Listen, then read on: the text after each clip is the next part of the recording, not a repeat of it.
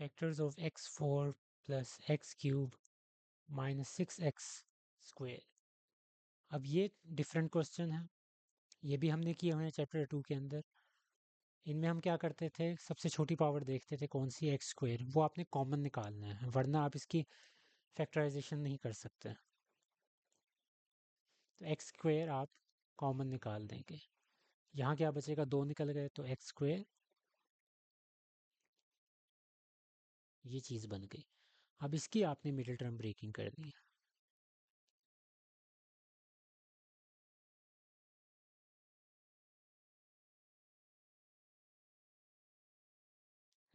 6 है तो 3 2 बन गया pair, 3x minus 2x।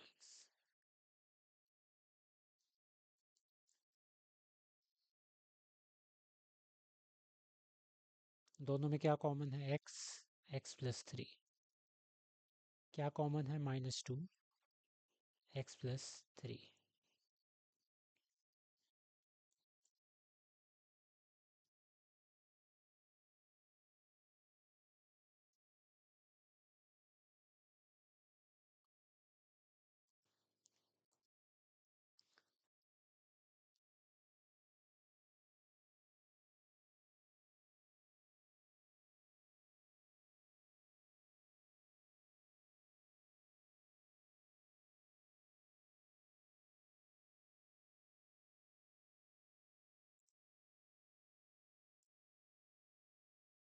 x4 minus 9x square है, तो इसके अंदर से सबसे पहले एक्स स्क्वेयर कॉमन निकाल लें, तो ये हो जाएगा एक्स स्क्वेयर माइनस 9।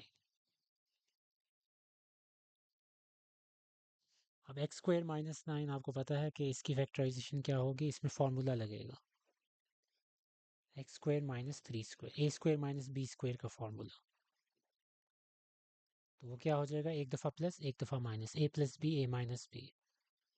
तो एक दफ़ा मैंने इसको प्लस में लिख दिया, एक दफ़ा मैंने इसको माइनस में। आखिरी x Q plus x square minus 6x।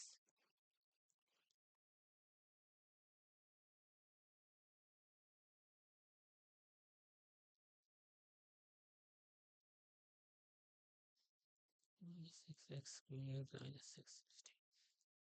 अब इन तीनों में क्या कॉमन आ रहा है, एक्स, एक्स सबसे छोटी पावर है ना 1, तो वो आपने कॉमन निकाल लेना है। बाकी क्या बचेगा, x square plus x minus 6। ये बिल्कुल वही फैक्टराइजेशन है जो अभी हमने ऊपर की है, ये वाली। तो इसकी फैक्टराइजेशन बिल्कुल वैसे ही होगी। मिडिल टर्म ब्रेकिंग हम कर रहे हैं, तो plus 3x minus 2x minus 6। लेकिन करनी आपने पूरी है फैक्टराइजेशन, ये नहीं कि अगर ऊपर आ रहा है तो वैसे ही हमने इसको डायरेक्ट कर दें, शॉर्ट कर दें। एक एक स्टेप आपने बार बार करना है।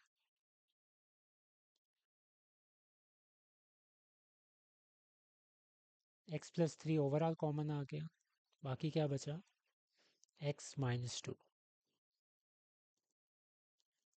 अब यहाँ सवाल पैदा होता है कि अब इसमें आपने कॉमन कैसे ढूंढना है। ओवरऑल तो मैं आपको दिखा देता हूँ कि ये आपके पास एक्स प्लस 3 आ रहा है कॉमन सबके अंदर। ये तो बात हो गई, बड़ी आसान है, पिछले क्वेश्चंस में भी करते आ रहे हैं। लेकिन यहाँ एक डिफरेंस है, वो ये है कि इनमें हमने सब में कुछ ना कुछ कॉमन निकाला है। यहाँ एक्स स्क्वेयर है, यहाँ एक्स स्क्वेयर है, यहाँ एक्स है। तो उसके हिसाब से भी अब आपने देखना है कि उसमें क्या चीज़ आपके पास, x plus 3 H C F अकेला नहीं है, इसके साथ भी ये वाली चीज़ होगी।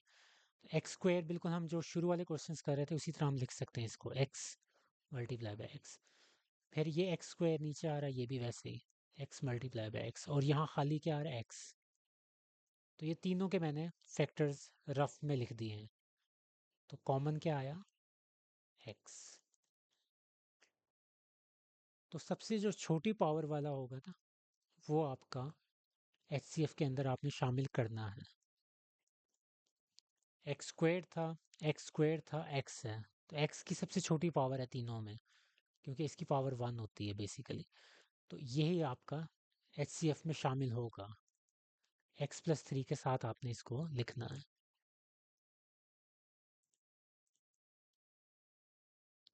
तो HCF अब आपका फाइनल क्या बनेगा? x+3।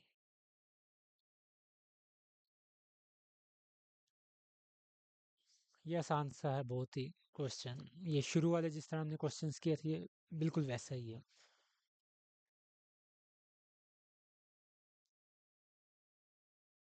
Factors of 35 a square c cube b।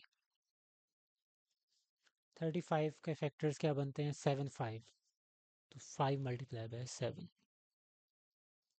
a square तो a को 2 दफ़ा, c क्यूब तो c को 3 दफ़ा, b 1 दफ़ा।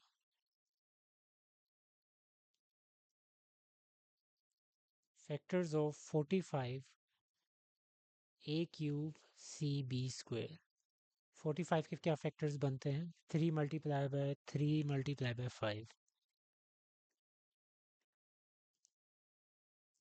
या आप इस तरह जहन से भी कर सकते हैं, 3 15 3 5 और 5 1।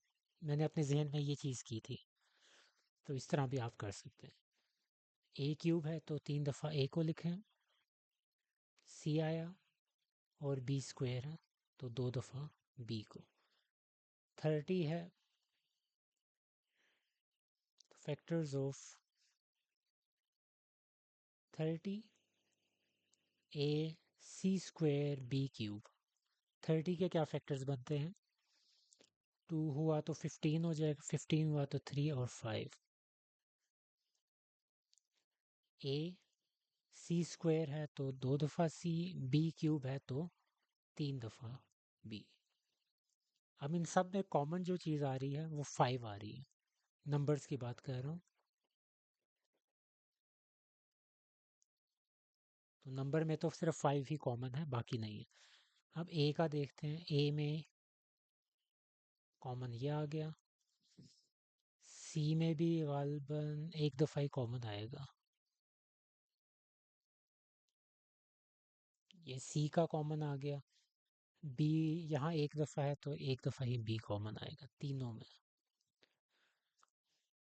तो ये आपके पास HCF आ गया, 5ABC।